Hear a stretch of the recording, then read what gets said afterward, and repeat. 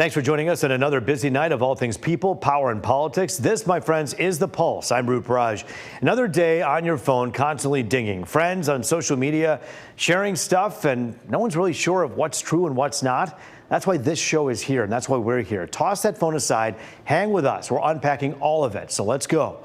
One of the candidates trying to replace Congresswoman Haley Stevens as she runs for Senate is in Studio C tonight. State Senator Jeremy Moss on why he's ready to trade Lansing for D.C. and his message for you. And speaking of Washington, a Democrat and a Republican you know well are weighing in on the federal takeover of D.C.'s police department. Sherry Gay-Dagnago and Terry Johnson on if they think this approach is effective, plus their thoughts on California's governor trolling President Trump. Between Sherry and Terry, it's always a very interesting conversation. And by the way, that takeover is where we begin tonight, because while the mayor is walking a political tightrope, some who live in the district are pushing back. Protesters hit the streets after law enforcement set up a vehicle checkpoint and told drivers to take a different road. In the meantime, the White House says 45 arrests were made overnight and 29 illegal immigrants were detained. There's a random search right now. They've pulled over about 6 cars. We've seen 2 people get detained, one by ICE, one by the police. While Democrats want to rant and rave and coddle criminals, President Trump wants to put them behind bars, and that's what this task force is focused on doing for the next 28 days. One thing to mention about the mayor there, Muriel Bowser, she's using this as another reason to push for D.C. to become a state. That's an idea President Trump calls ridiculous. That's just scratching the surface. So let's pick up the pace and run through some of the other big stories that we're following right now. A federal judge strikes down 2 Trump administration policies trying to eliminate diversity, equity, and inclusion programs at schools and universities. The judge said the education department broke the law when it threatened to cut money from schools and colleges that kept going with DEI initiatives. The Trump administration has framed them as discrimination against white and Asian American students.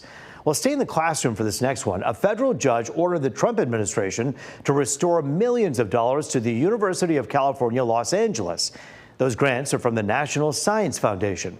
The judge said the grants were suspended for arbitrary reasons. The Trump administration pulled nearly $600 million in federal grants, part of a wider campaign targeting universities President Trump says don't go along with his agenda.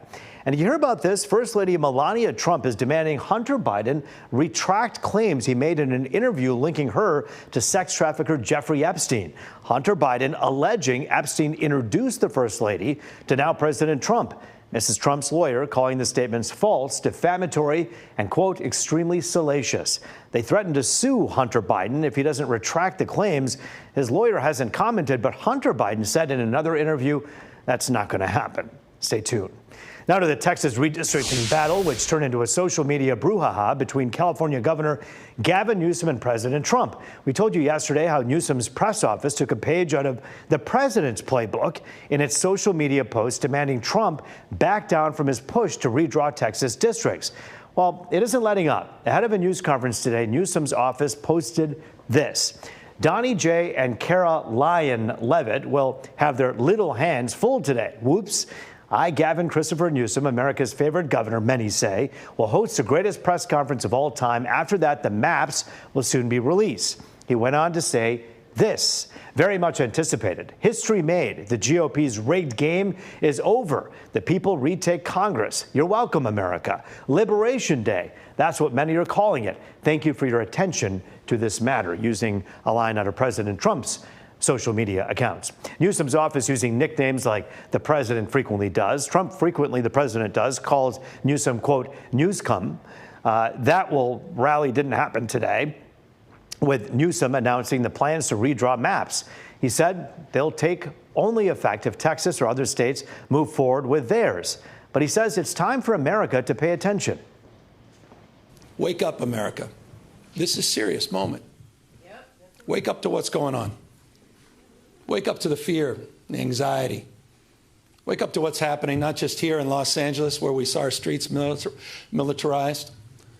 We saw our due process rights thrown out the window. We asked you yesterday what you think of the language Newsom's office is using, and so many of you had so much to say. Joey says he ruined California, but he's a slick talker and very manipulative, slimy sales guy, if you ask me. Joey, thanks for your comment. A lot of people replying to that. Sarah Kittle says, I think it's a hilarious post that's also making a statement about how ridiculous it sounds. It's a great campaign for the media. And Nancy writes, it's funny, shows just how ridiculous the current president is, but at the same time, sad that it has come to this. So many people saying that if he's playing the same game as the president, he can't really strike at the president for doing these mean tweets, I guess you could say, in the first place. We're diving into that, plus the takeover of D.C. police right after the break. Sherry Gay-Dagnago and Terry Johnson are in Studio C, ready to roll. You're watching The Pulse here on Fox 2.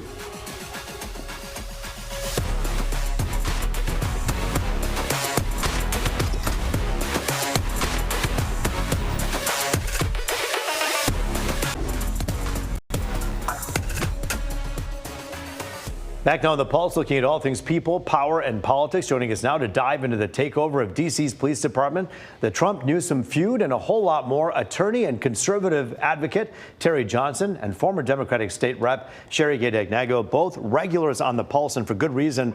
When you're on, people say, why is the Sherry and Terry show only 7 or 8 minutes? We want more of this, because they enjoy your commentary. You tend to get along well, but markedly disagree on so much when it comes to politics. And let's talk about where you may find that line in this D.C. takeover. I'll begin with you, Sherry. The president, as you know, has every rhyme, right, and reason, it seems, to be able to do what he did when it comes to federalizing, militarizing this police department, bringing in the National Guard. But was it needed? Your take? Well, no. I think the numbers have shown, with respect to crime, that the D.C. area has seen some decreases in crime. But I think from his perspective, well, who can think like Trump?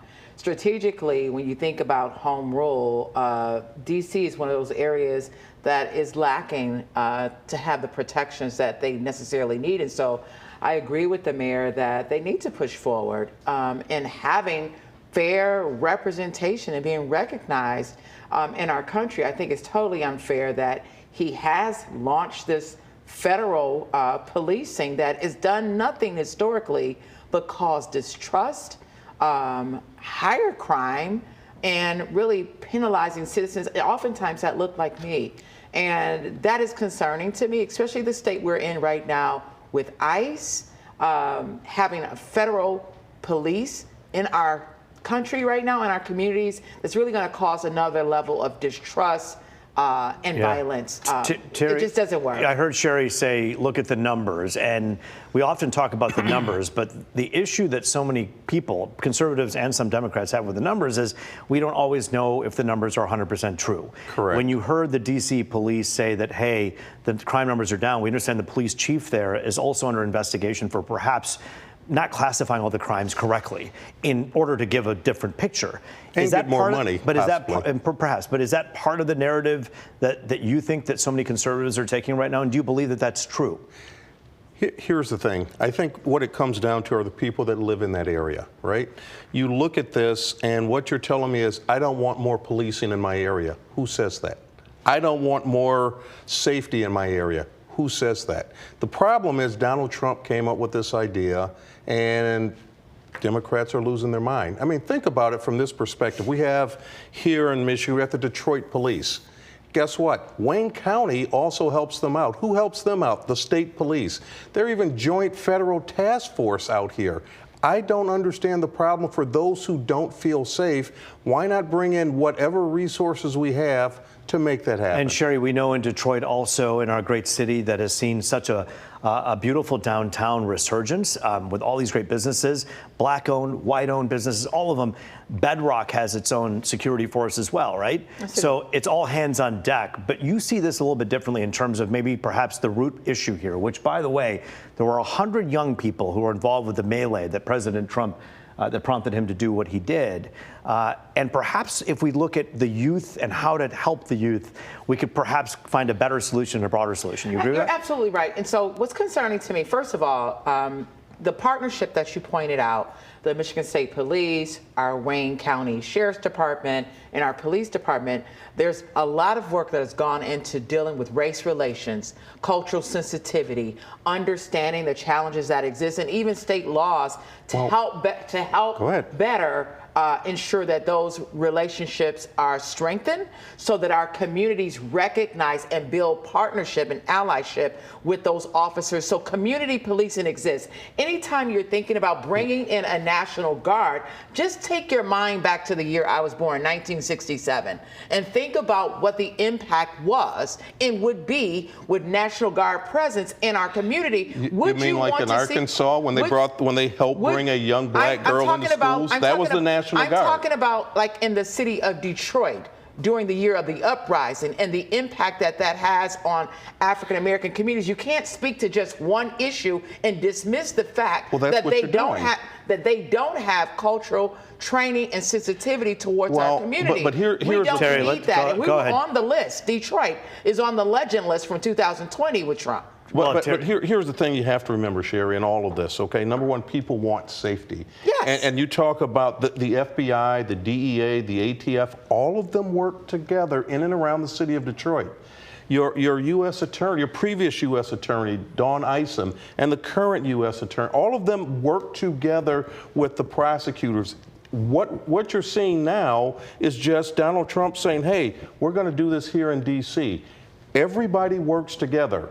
But Terry, this president is not just saying let's do it in D.C. He's now suggesting that he could do it perhaps in other cities, maybe New York, Philadelphia, other cities. Yes. So when you look at these other cities, this is a different game now. When you can say as the president in the District of Columbia, I want to go forth and put this National Guard, it's possible. It's possible. And by the way, it's only possible for 27 days, at which time Congress has to decide whether or not to continue it. Correct. But do you think the president is testing the waters and seeing how far he can push his powers to try to take over other police departments? I don't think it's a point of taking over police departments because militarizing or federalizing. Yeah, but even in D.C., those police are still on the job. Sure.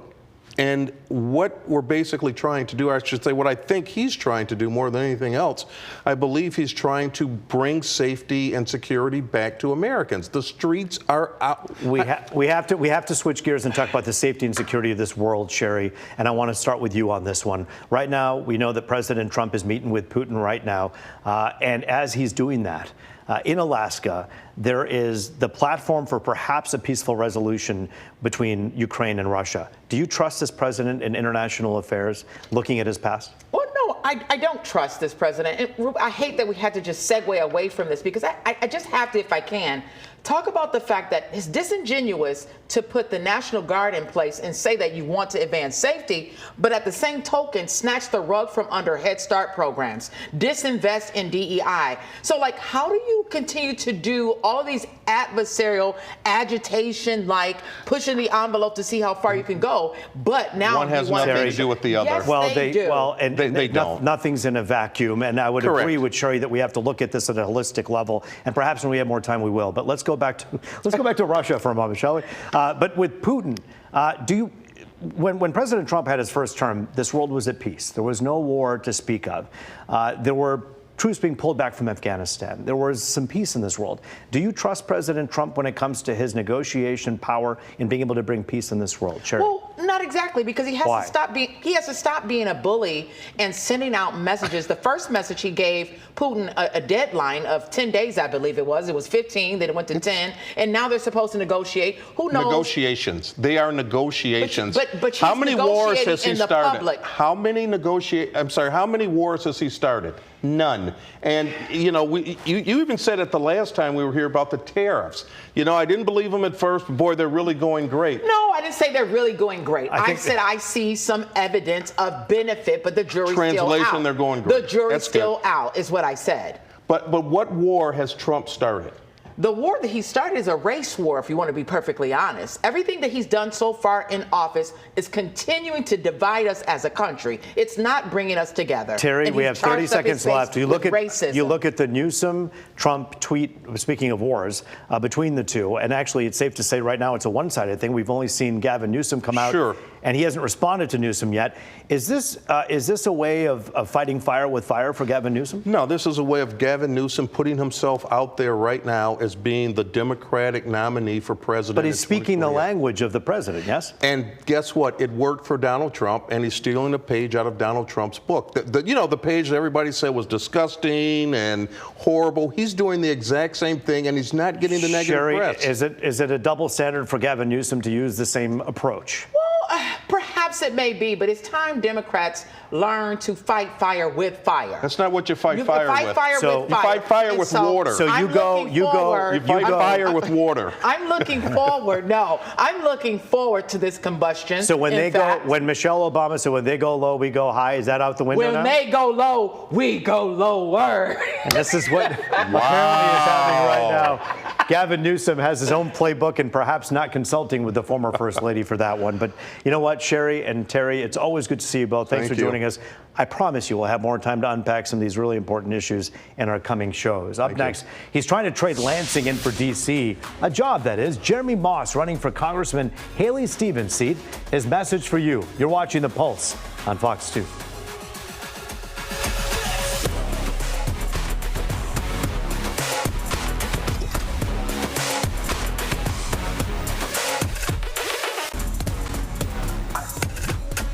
It is People, Power, and Politics. Welcome back to Detroit's only nightly political talk show.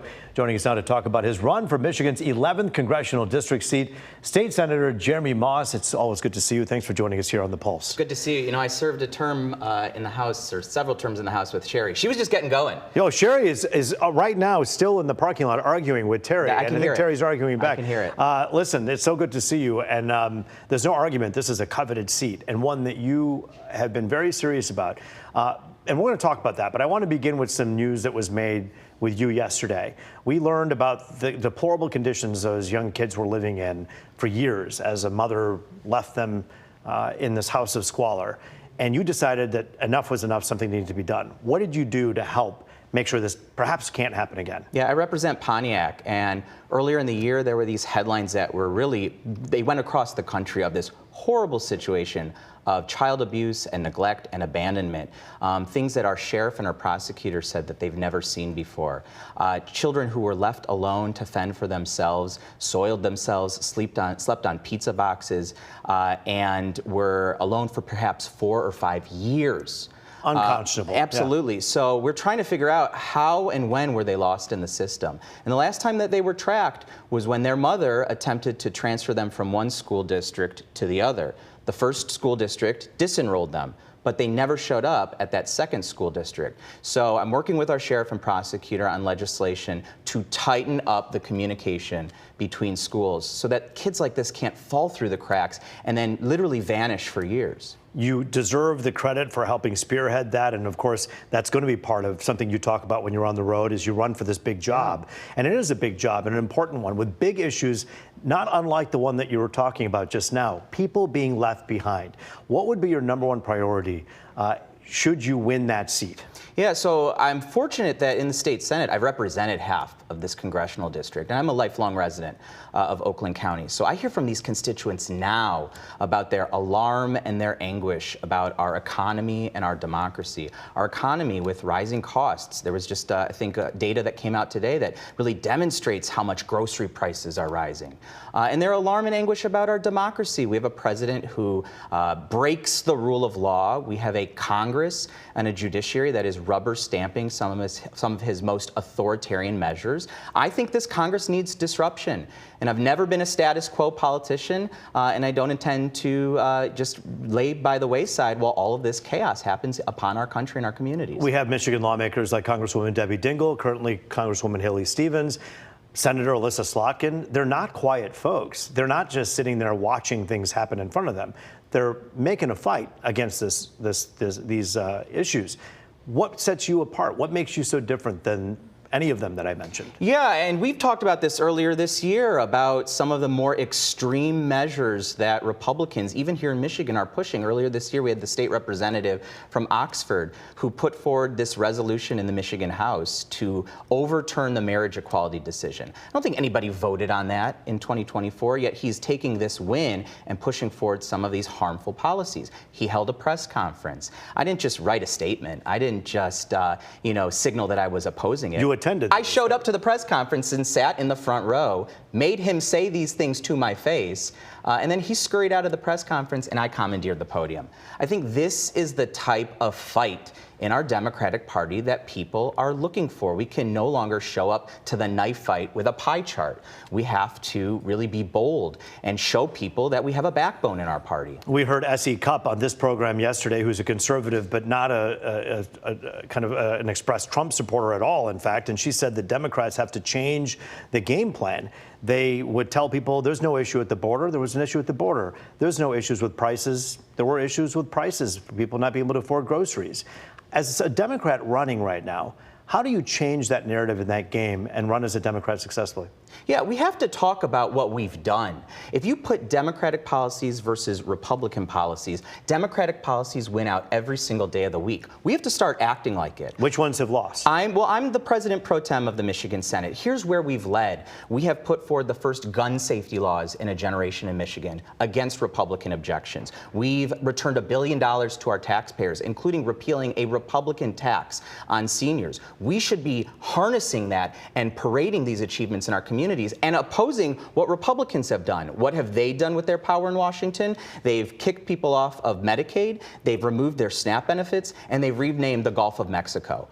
They don't have anything to run on. We should act like our policies are stronger than theirs. Is there anything about what this president and this administration has done with the border that you think they did well that perhaps the Biden and Harris team didn't do well? Well, there was a bipartisan deal last year led by a Republican in the Senate and President Biden that would have put more judges in place to streamline the process, would have put more agents on the border. And Donald Trump himself called Republicans to dismiss and really dismantle that plan because he wanted to run on chaos. But do you think that Trump and Vance have done a better job at handling the border than the prior administration? No. When I see ICE agents in our streets snatching people up and breaking families apart and disappearing people to El Salvador without due process, that's not a sign of a healthy immigration policy. When you look at the Medicaid cuts that are pending, and so many of them, of course, in a few years will go into effect, Governor Whitmer goes to the White House and says, look, Mr. President, we got to figure out a way to delay this or to do it differently. The president took her call and took the meeting. Why is that important that he did that? And why is it important for Democrats to learn from that? Yeah, I think it's important to work on issues where you can. I've worked with the sheriff, for example, on this horrible Pontiac situation. He's a Republican. But I'm in a a Democrat. nonpartisan role. But we have different political philosophies, and we agree these kids need to be protected. But you also have to stand up to the state representative who's putting forward this resolution to dismantle marriage equality. You can do both. You can achieve both. Fight the fight where you need to fight it. But Governor Whitmer is doing that as well. Would you be the kind of person who leads us by trying to get a meeting with the president, to sit down with him and to try to explain how things affect us at home? Absolutely. I'm going to advocate for Oakland County and Michigan every single day if elected to Congress. And if that means being in rooms and having tough conversations, I'm willing to do it. But I'm not willing to stand by as a president tries to really harm our democracy and dismantle our communities. Jeremy Moss, it's good to see you, Senator. Thanks for joining us here on The Pulse. And we wish you well in your campaign. And of course, we're giving all of the candidates an opportunity to come on the show and have their voices heard here. That is The Pulse for tonight. We thank you for joining us. I'm Rup Raj. As always, it was great to be with you.